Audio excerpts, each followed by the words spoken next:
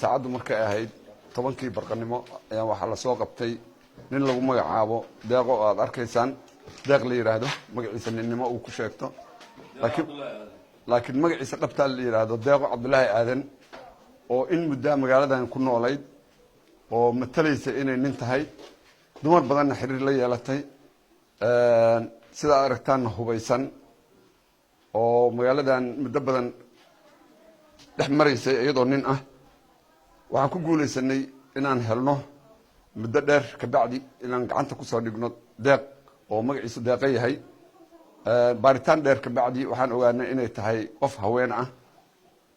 ujeedada iyo danta ay kala hayna wali hadda baaritaan bay ku jirtaa waxaan noo cadeeyay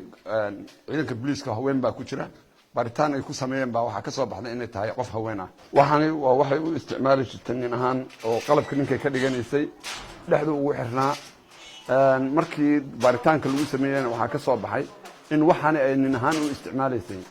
iyada waa su'aali kartaan inay dumar tahay aniga hadda af jooga lama adeega iyada baa joogtaa idinta liigu soo eedeeyay waa ejida dumar baana qofka waxaan u watay dukaan baa leeyahay dukaankan ku waardiyeysto meel go'aan qofna kuma dilaan qofna wax kuma yeelo gabadhan gabar cunug iyo ayadoo nafteeda halidaysa baan gurigeyga keenaan